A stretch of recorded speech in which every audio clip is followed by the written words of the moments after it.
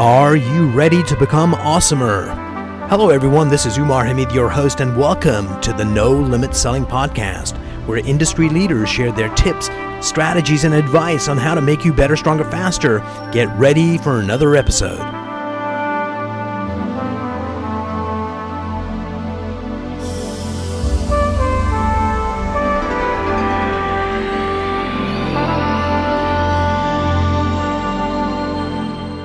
Hello everyone. Today I've got the privilege of having Elaine Northrop here. She's been in the real estate business for 47 years. Welcome to the program. Thank you. So Elaine, Happy to be here. Oh, thank you. Before we started this recording, I was chatting about Shakespeare and how Shakespeare, the reason it's relevant is the human condition is still the same, different toys. And you said, well, I used to be an English teacher. So tell me how you went from being an English teacher to stepping into real estate. Okay. Do you want me to go through the whole thing I just went through? Okay. Yes. All right. Well. You know, as a teacher, repetition. No, only kidding. Okay. Please I was trained to be an English teacher. I went to University of Maryland. I graduated in 1962. And I was an English major and a math minor. I wanted to be a math major, but in order to major in math, you had to have a secondary thing in physics, and I am not physically inclined. I couldn't make a cart roll down the hill. Right. Because of this theory. I could do mathematics for 5 pages and get the right answer, but I couldn't apply it physically. And my advisor said, you ought to try another field because that's very important to a math major. I said, okay, well, English is the only other subject I'm getting A's in. I said, I'll be an English major. So I became an English major and a math minor. And I proceeded to teach school for, first of all, 1 year.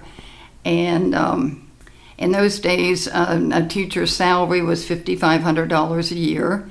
And being an English teacher, you had to sit at home every night and mark papers that were 5 pages long. Oh, yeah. There were themes and theories and whatever the people wrote. Math is better. Math is much wrong. easier. You have a right or wrong answer, and you just put an X if it's wrong. English, you can't do that. You have to not only analyze grammar and spelling, but you have to take their thoughts into account and analyze those and grade them on those. So before we go deeper into real estate, what's always intrigued me is we've been speaking English for quite a long time. True. Why is it so difficult to teach kids, no matter which generation, how to write properly? Especially now, it seems to be more challenging than ever. I'll say a couple things. It depends on where you grew up. I grew up in Balmer, and is that right, hon? Say words like tool de soul and toilet, and my pronunciation was horrible. And I remember when I got to college and I took my first English class, and the professor said to me, "You want to teach what?"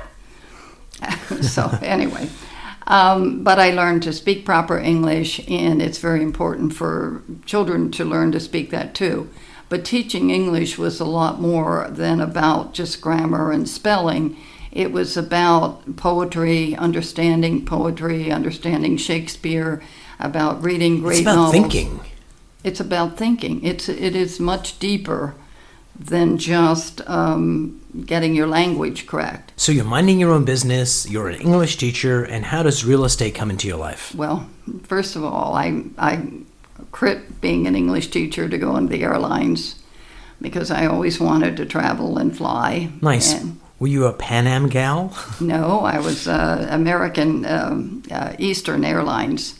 And we had to go to Florida to take training and everything. And then I came back. And on one visit that I came back, I met my ex-husband. And I met him one night. He asked me to marry him the next night. Wow. And 5 months later, we got married. So then I had to give up the airlines because in those days you could not even be engaged, much less married and fly. You were really an object. But then I decided to go back to teaching for a while, and I was teaching when my ex-husband decided he wanted a real estate license. And he took a 6-month course, and he came home one night and said, honey, he said, we're not doing anything this weekend because I got to study all weekend. I'm taking a test Monday morning in real estate. And he said, why don't you read this real estate book and take the test with me? In those days, you didn't have to take a course to get a license. And he said, you'll have a license if you want one. If you don't, doesn't matter. So I read the book that weekend, and I took the test with him Monday morning. I prayed that if anybody passed that test, Lord, let it please be him. The worst thing in the world happened. I passed and he failed, which was the start of our Did he go back and pass, or did he just give up? He went back. He took another course, and he went back a year later and did pass. You know, how dare you not even take a course and just peruse a book for a weekend and pass? Anyway, that's what happened. So how was real estate different back then versus now? Oh. I know in so many ways, but what are some of the ways? It was so different in that we had no cell phones. You had only the heavy house phones and phone booths, and you had no internet, no computer. You had to get listings every night. The multiple lists would send a pack of listings, of new listings, and you had to go through them every night and manually. Manually, and see which ones would be best for your buyer, and then call your buyer for the 3 or 4 that would be best for them. But anyway, it was totally different. Contracts were 2 pages and a handshake. We didn't have the 52 pages that we now have, plus more. So it was entirely different. So talk to me about realtor-client, buyer or seller relationship. How's that changed from what it is now versus then? Technology's changed, but how's that human interaction? To me, I always thought of my clients as people, and I cared about them. And I really got very close to them and what they wanted, and I wanted to help them find their dream home. And that was very important to me. And I think that they ultimately sensed that.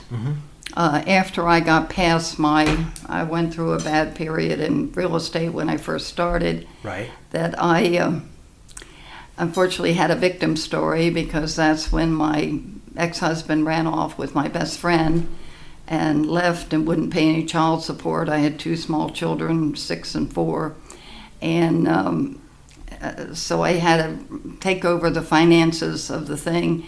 But the way I started in real estate, because I had no name, no reputation, no basis to start. I hadn't even taken the course.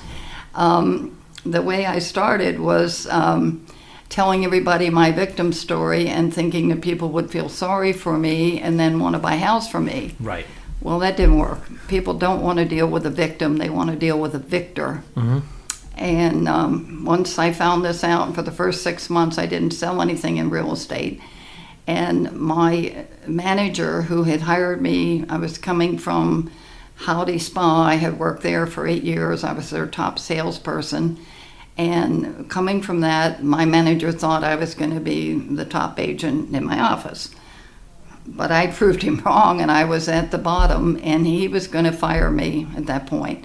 But he felt so sorry for me, knowing my story, that he thought he would just get me to take a personality test rather than outright fire me and say I'd be much better in teaching. Why didn't I go back to that? So I took a personality test, and the result of it came back saying this person would be so great in a people-orientated business like real estate. Hilarious. It was. And on the basis of that, he kept me.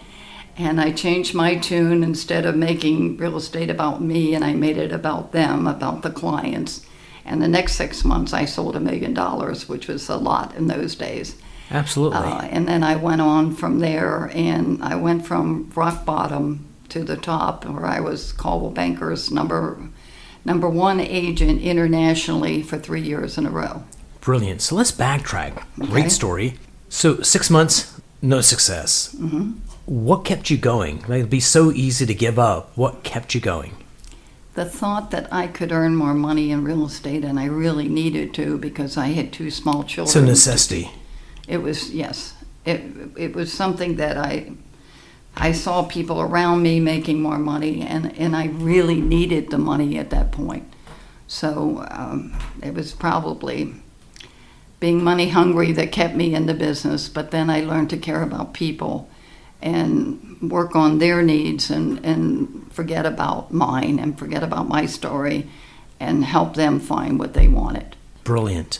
A lot of companies, and people as well, face death, and from that certain death, they reimagine what they can be. So there's been companies like Boeing, the aircraft company, was pretty much on their last legs, and they made one last effort to make passenger liners with jets and save the company and change the world. Right. So it sounds like when you had the "I want to fire you," Right. So certainly you passed the test, but was there something about that really got you to re-examine what you were doing? Like, what happened then when it was like, oh my God, I'm going to be fired? What changed that got you to... I had to really get serious about what I was doing.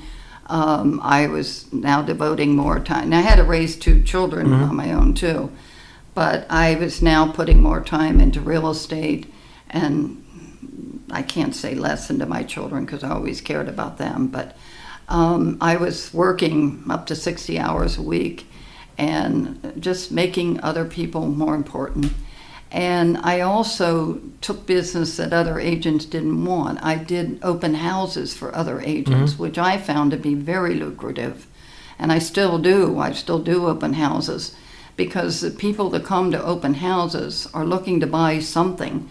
They may not want to buy the house that they walk into, but they're going to buy something. So you can ask them what their needs are, what their price range is, offer to send them listings, and just build a rapport and start working with them.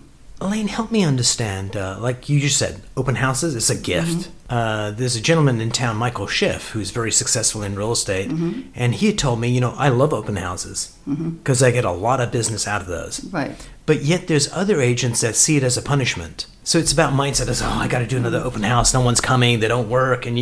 So it's all about how you see the world. So in your years of doing this, have you seen someone that had maybe the wrong mindset and then the light went on and they switched? Does someone come to mind that kind of had that come to Jesus kind of thing? No, most people, they didn't want to work on Sundays. And in those days, open houses were always done on Sundays. Yes. So I gladly took open houses from other people that just didn't want to work. And I found it very successful for me because I built rapport with the people that came in the open house. You can't just let them go through the house and not talk to them or whatever. But there was one other thing that I wanted to say about that. The other thing, there was not somebody in the field that I didn't want to be like, because I always studied success. Because if you want to be more successful, you got to look at who's at the top and why they're doing it. And in those days, the top agent in my office was a woman that was quite a bit older than I was, and she walked with a limp. However, she spent a lot of her own money on advertising, and it paid off for her. And people were coming to her rather than going out and seeking the clients. So I took a page from her book, and I decided to do my own advertising. And not only was I doing my own advertising, but with my English background, I was writing stories about my house.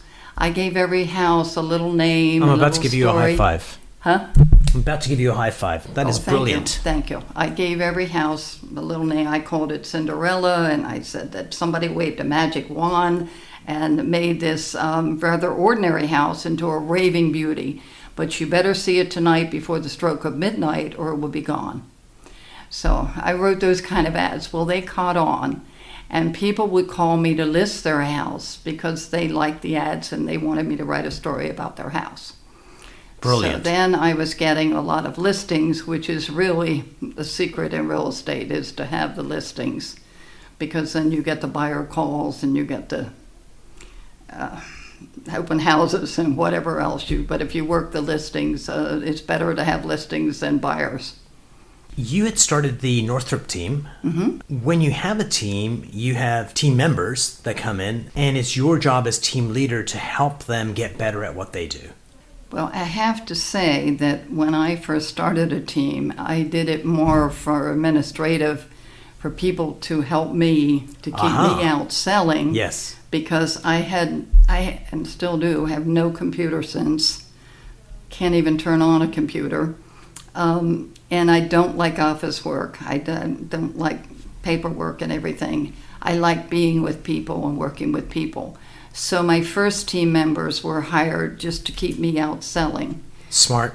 As That's your highest value to the company. And nobody in those days, they were all single agents. Nobody in those days had a team. Mm-hmm. So I was probably the first person that hired assistants to keep, and it worked. And the more assistants I had, the more I was catapulting in sales. Then after a while, I thought, well, I can bring in agents and they can help me sell. They can be buyer's agents. They can, and I gave them the right to list if they had listings, but mainly I was doing most of the listing. They would take occasionally buyers, and they would do administrative work. And that was my start at my team. And then my son grew up and he graduated from college. And I brought him on my team. I brought my niece, and they both wanted to sell, were very ambitious, so I put them out there and let them start selling.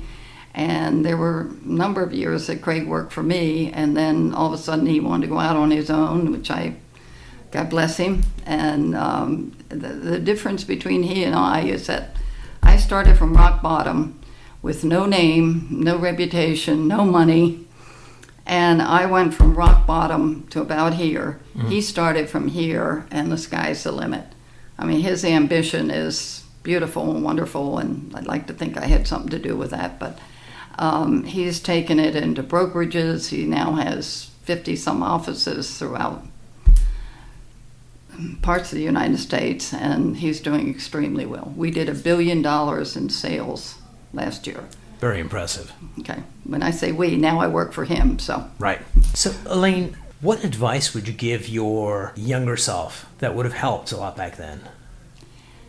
I think the time that I spent in grieving and chasing my ex to get him to pay child support, which he never did, I would have better spent on myself. And what I finally learned is going in a negative direction was not working. I was chasing him from state to state, and he moved from state to state because he didn't want to pay child support. Instead of chasing him, I started concentrating on me, and I made so much more money that it didn't matter whether he paid child support or not. So don't have revenge as one of your motives. Mm-hmm. Don't have any negative feelings. You've got to get yourself back into positive things. And I have to now say that what I thought was the worst thing could happen in my life, mm-hmm. when my ex ran off with my best friend and didn't even want to see my children, turned out to be the best thing that ever happened in my life, because I started a career in real estate I wouldn't have had otherwise. I raised 2 children as a single mom on my own. They both, for 8 years, they both turned out phenomenally. And then I met the love of my life 40 years ago, and we've been happily married for the last 37 years. Congratulations. So, and he's twice the man my first was. And just a side effect, my ex-husband ended up by committing suicide in front of his new wife. He jumped from 18 floors into the parking lot below, and that's it. So I'm lucky. I could not have stood that, but it's how you look at things. There is no reality. There is only perception, mm-hmm. of reality. And when a thing happens, it's neither good nor bad. It's how you interpret it that makes it good or bad, mm-hmm. in your life. It's how you view that thing, and you pull it back in, and you make it positive or negative. So, to me, reality is whatever you want it to be, and you can create your own reality.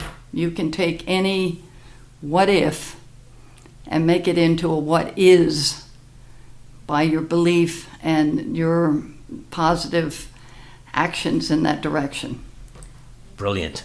Elaine, thanks so much for sitting down with me. I really appreciate it. You're certainly welcome. Okay. I would encourage you and everybody to get a hold of my book, which explains tell me about the how I book. did it. Okay, I've written a book called Create Your Own Fate, which talks a little bit about my real estate career, but a lot about life and living and how I learned to be a total success. And I now have everything in my life that I ever wanted. I couldn't imagine life better for me, but I know that I created everything in my life that I have. And I wouldn't trade it for anything.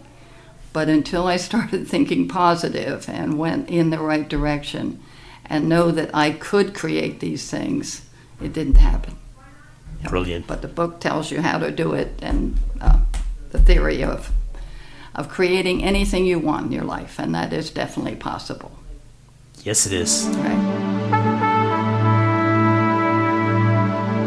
If you enjoyed this episode, please go to iTunes and leave a 5-star rating. And if you're looking for more tools, go to my website at nolimitselling.com. I've got a free mind training course there that's going to teach you some insights from the world of neuro-linguistic programming, and that is the fastest way to get better results.